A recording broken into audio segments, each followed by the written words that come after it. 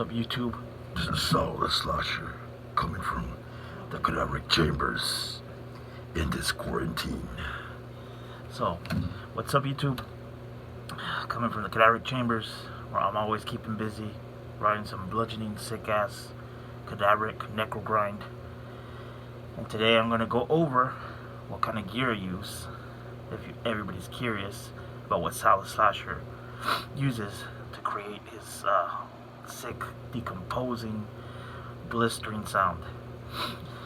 Right here I've got a Jackson Kelly. This is my pride and joy. I rarely take it out of the case. I don't want to bang it up, so it's just standard Jackson pickups, standard Jackson neck. You got the little shark inlays, got a Floyd. Nothing complicated about it, just, normal pickups.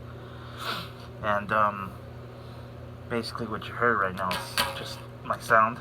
I got an RP1 Digitech. So I got two separate sounds. So if you look behind me, I got a crate Flex Wave, 120 watt or something like that, running into a EQ and a Sonic Maximizer BB preamp. That's one sound. And then on the other side, I'll show you in a bit, I got a Carvin DCM 2000 watt into another BB preamp and another Sonic Maximizer. And the cabs are Carvin cabs, and then on this side I got a Marshall and a PV. And pretty much, that's my sound. Live with my band, Gangrena, I use just basically my rack and one cabinet. Maybe I'll throw in another cabinet in there because my drummer's so goddamn loud. It sounds like he has like 30 million mics on him in the way he hits. So, that's basically my full-on sound for my band. But when I do my own material, Saul the Slasher material, I get to have fun and experiment more. On the CD, I got Midnight Killer 1 and 2 songs on there. I'll tell you a little bit info how you can get those jams. So I use the crate behind me. I use the crate straight into the board. It's got a gnarly sound, really raw sound. And on the other side, it's just basically what my setup is. If you look over here,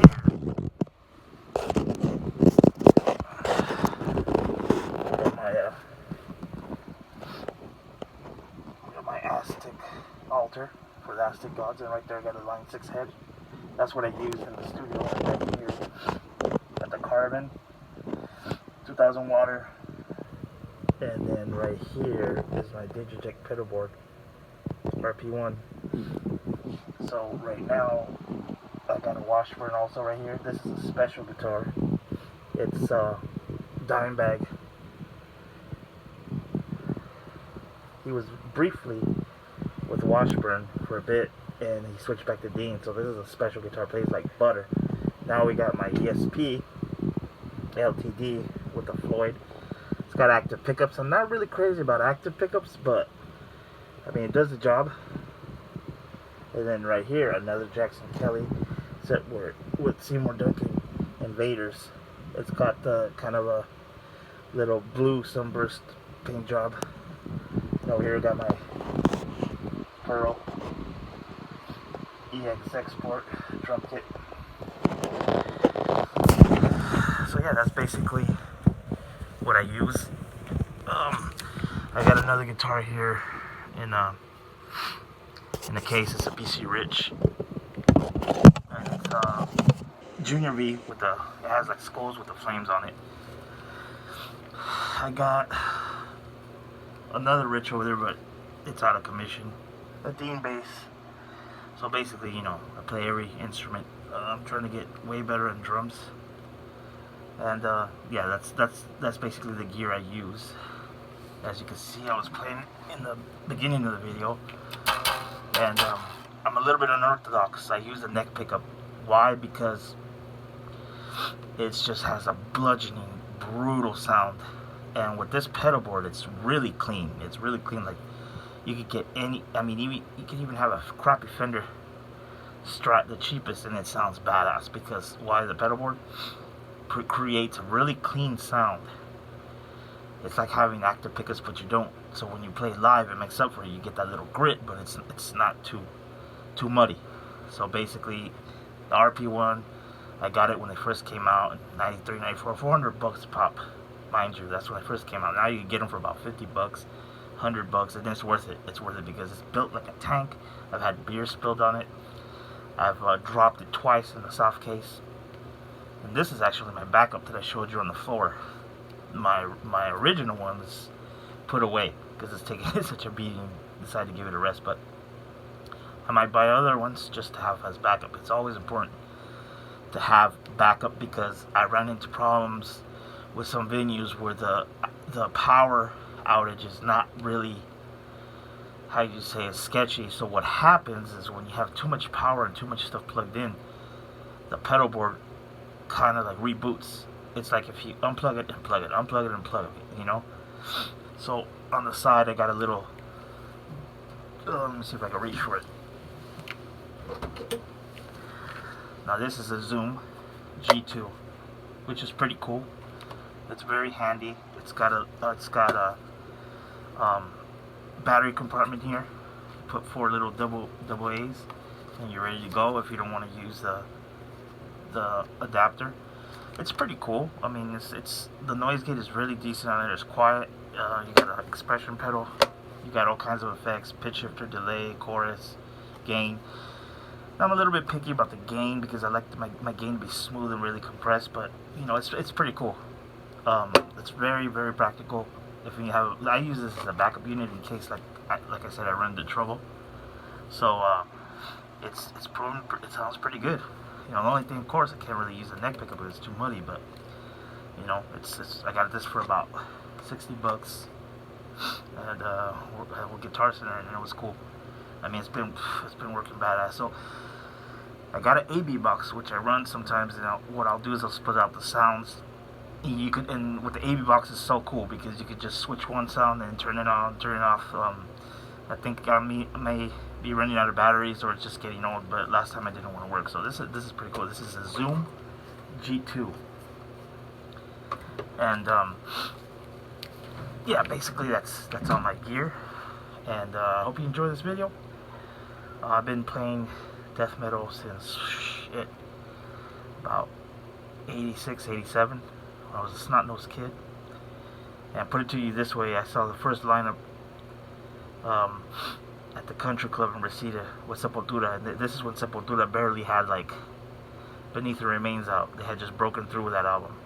They actually went backwards because they were death metal, and they started kind of like forming their own thrash sound. So I've been into it, and it's just the most extreme fucking form of music that you have to practice every day. And it's like I'm a kid in a candy store. The more I practice, the more happy I am, you know. And I'm always pushing the levels, whether it's writing, you know, playing guitar, bass, or hopping on behind the kit. It always keeps me pushing and pushing and pushing, which is really cool. So I got 2 tracks. I got a CD I recorded for a Heretic Horror simulation, which is called Midnight Killer 1 and 2. Now, if you send me a friend request on Messenger, I can send you the tunes and the cover. You know, I'm trying to get it out there and get it out. You know, I did pretty good. I did pretty good. I sold some CDs at Scare LA and got rid of a lot of them, so which is pretty cool. It's, you know, it's the first time I've ever been in that situation. So basically, my influences range from A to Z. You know, as a kid, I grew up on all kinds of music and I was exposed to all kinds of music. What made me pick up the lead guitar was hearing Iron Maiden the first time and just getting shocked by looking at their cover, like, damn, you know, being a horror fan since I was a kid.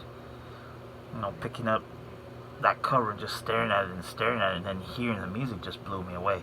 And then just progressed from that level. You know, hearing Slayer and Suicidal is another inspiration of mine. You know, Rocky George is one of the best underrated fucking lead guitar players that just emotionally gets to you, you know, those leads. You know, after all the thrash bands that were out. So at the back of my mind, I knew there had to be another form of music, just way more extreme. And here I am. You know, here's thrash coming out, and it's like, damn, dude, you know, and I'm thinking ahead already. I'm thinking outside the box. I'm like, damn, there has to be some form of music that's way more extreme to push the boundaries, and that's when I discovered death metal. It started with Sepultura, Obituary, you know, you got Napalm Death with Barney, you know, it was just like, Jesus Christ. I think by the time I heard Suffocation and Carcass, Reek, and Symphony, that was just, holy shit, what the fuck is this? It's so fucking brutal. You know, and then from that moment on, I knew that was my destiny, and it's like, this is the music I'm gonna play for the rest of my life. Fuck it. You know, and of course, in between that time, I grew up on a lot of neoclassical shreds, Steve Vai, Tony McAlpine, Jason Becker, Vinnie Moore, Marty Freeman, Paul Gilbert, of course Yngwie, Aldi Meola. I mean, I have a freaking list so long. So that's another thing that inspires me. And of course, like I said, I've been exposed to all kinds of music, so I keep an open mind, and that's what sets my riffs apart. So, you know, basically, this is...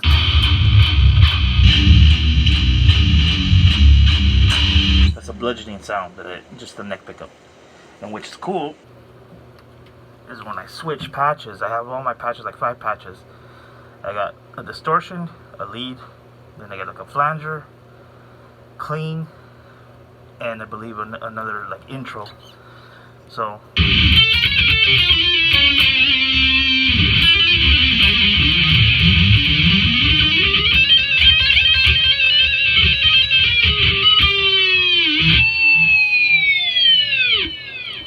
those are my leads, and I've been using the same pedal ever since. I might try to get into some 9.6 because I really like the spiders. They just sound sick.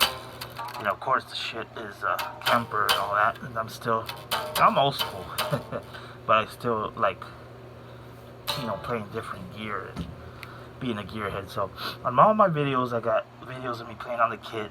You know, either it's at Guitar Center or on my kit, playing bass, playing guitar. I'm always checking out gear like a maniac, you know.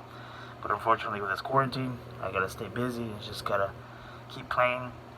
Personally, my material, I got about maybe like 26 songs of just completed songs that I've written, you know. And I hope you enjoy this video. So subscribe to my YouTube channel. I got all kinds of stuff, you know, music that loaded on there. Any questions, feel free. Any advice too, you know, I'm trying to get better on the kit, so I really enjoy that when I teach people and I show people, and then when people say, hey, check this out, you know, you should do this and check it out to improve it, like, cool, you know, I love it because I'm like a kid in a candy store. The more I learn, the more I progress, the better I become, and it's just, you know, I always keep pushing. It's never good enough. Horns up, and stay safe out there with this crap going on. Until next time.